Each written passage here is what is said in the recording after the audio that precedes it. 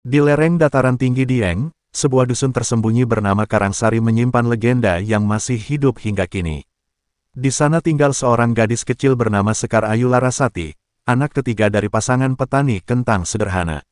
Usianya baru 9 tahun, namun rambutnya yang gimbal dan panjang membuatnya menjadi pusat perhatian masyarakat sekitar. Rambut gimbal yang tumbuh secara alami dan tidak bisa disisir itu diyakini sebagai anugerah sekaligus kutukan dari para leluhur gaib Dieng. Setiap langkah Sekar selalu mengundang bisik-bisik, baik dari warga maupun wisatawan yang datang. Ada yang memotret diam-diam, ada pula yang memberinya permen sambil mengajukan pertanyaan aneh. Meski sering diperlakukan seperti objek, Sekar sendiri tidak pernah protes. Ia sudah terbiasa dipanggil anak titipan oleh tetua desa.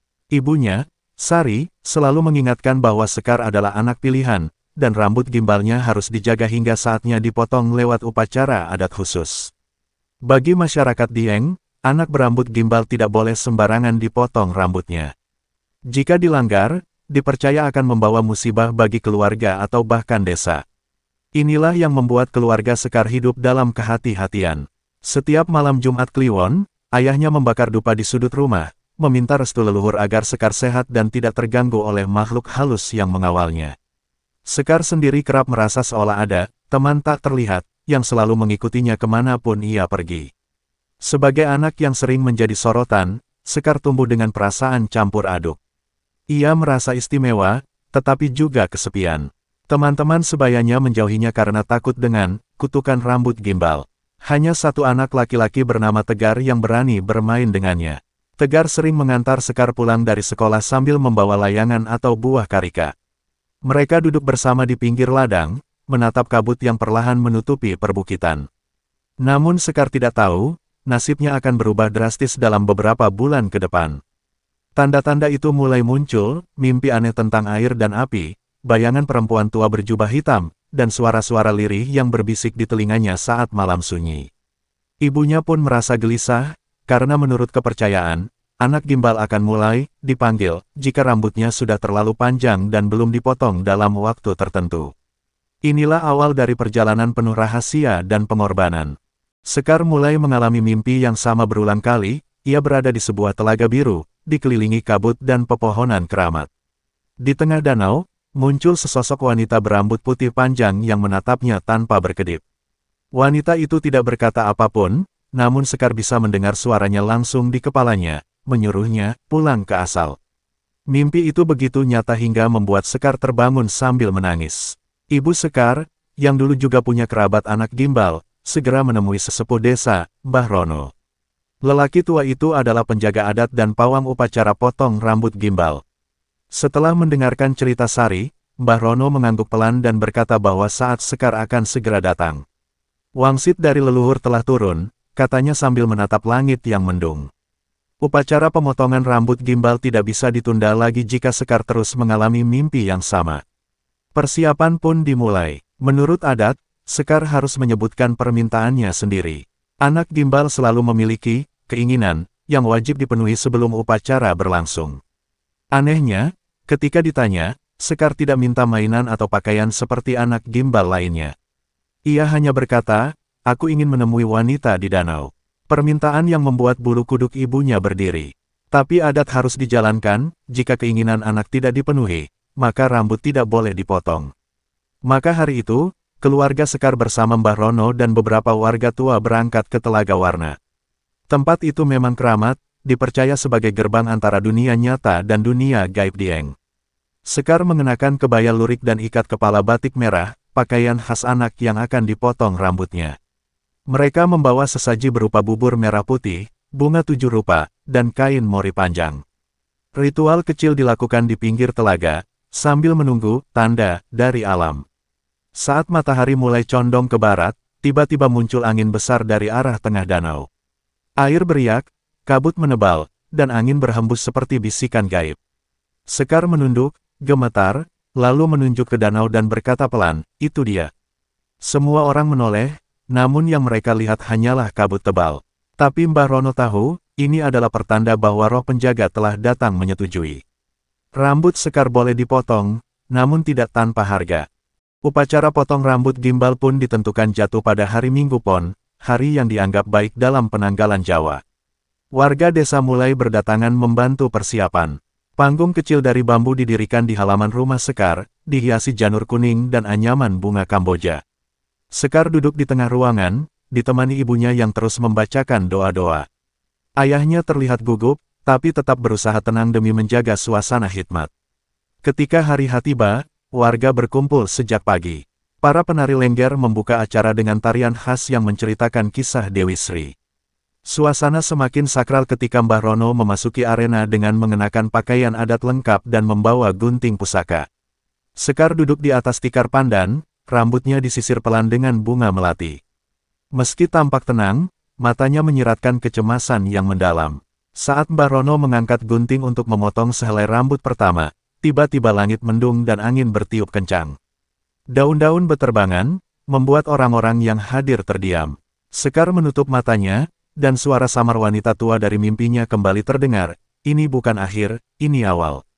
Mbah Rono tetap memotong rambut Sekar dengan pelan, 3 helai pertama lalu dibungkus kain putih dan dibawa ke tempat sesaji. Selesai upacara, Sekar tampak lemas namun tersenyum. Rambutnya kini lurus dan tergerai, seperti anak-anak pada umumnya. Tapi perubahan tidak hanya terjadi pada penampilannya. Sejak malam itu, Sekar mulai bisa melihat hal-hal yang tidak dapat dilihat orang lain. Ia bercerita tentang sosok-sosok di hutan, cahaya aneh di langit, dan percakapan dengan leluhur yang katanya tinggal di balik kabut. Kabar itu menyebar cepat. Wartawan lokal datang, lalu disusul stasiun televisi nasional. Sekar mendadak terkenal, dan banyak yang ingin menemuinya, entah untuk wawancara atau sekadar menyentuh rambutnya yang kini biasa. Namun bagi Sekar, sorotan itu terasa hambar. Baginya, upacara itu telah membuka sesuatu dalam dirinya, sesuatu yang lebih besar dari sekadar rambut gimbal. Ia merasa telah menjadi jembatan antara dua dunia. Beberapa hari setelah upacara, Sekar sering termenung di jendela kamarnya yang menghadap ladang kentang. Ia merasakan kehadiran makhluk halus yang tidak lagi mengganggunya, tetapi seolah menunggu sesuatu darinya. Kadang ia melihat bayangan putih berlalu di halaman rumah, kadang mendengar suara-suara berbisik dalam bahasa yang belum pernah ia pelajari. Semua terasa nyata, namun sulit ia jelaskan pada orang lain. Ibu Sekar mencoba menjaga agar kehidupan anaknya tetap normal. Ia meminta Sekar tetap bersekolah seperti biasa dan bermain dengan teman-temannya. Tapi Sekar mulai menjauh. Ia merasa dunia anak-anak tidak lagi cocok dengannya. Bahkan Tegar, satu-satunya teman dekatnya, mulai merasa asing. "Kau berbeda sekarang," Sekar seperti bisa mendengar yang tak terdengar, ucap Tegar suatu sore, sebelum akhirnya berjalan menjauh. Di suatu malam yang sangat dingin, Sekar dibangunkan oleh suara lonceng kecil dari arah dapur. Ia bangkit perlahan dan menemukan selembar daun lontar di meja kayu. Tulisan Jawa kuno tergores samar di permukaannya. Anehnya, Sekar dapat membacanya dengan mudah.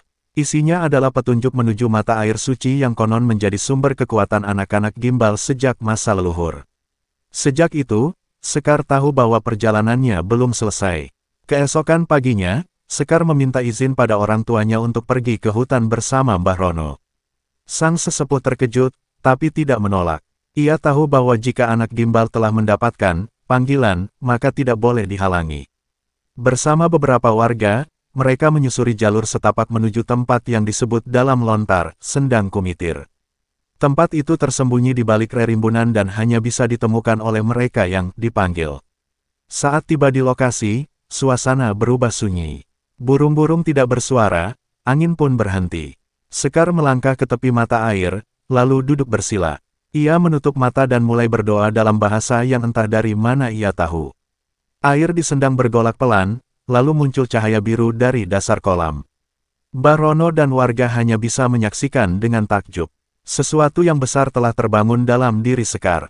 Sekar kembali ke desa dengan kekuatan baru namun hati yang was-was. Ia mulai merasa bahwa setiap langkahnya diawasi. Warga desa pun berubah, sebagian mulai menyembahnya diam-diam, sebagian lagi menganggapnya pembawa bencana.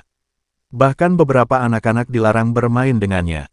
Satu-satunya yang tetap di sisinya hanyalah Tegar dan Mbah Rono. Suatu malam, langit Dieng berubah menjadi merah keunguan. Petir menyambar ladang kentang dan suara auman terdengar dari dalam jurang Sikunir.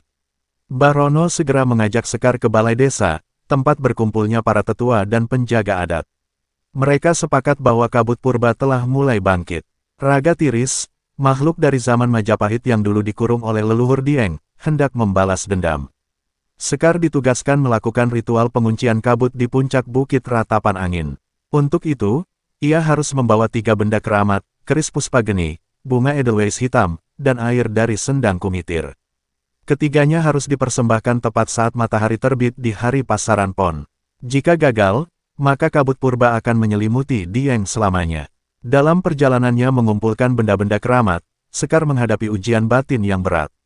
Ia harus melewati hutan yang penuh ilusi, menghadapi bayangan dirinya sendiri yang berkata bahwa semua ini sia-sia, dan hampir menyerah saat melihat Tegar terluka karena serangan makhluk gaib penjaga edelweiss hitam.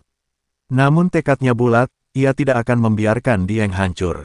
Pada pagi hari pasaran Pon, Sekar berdiri di puncak Bukit Ratapan Angin.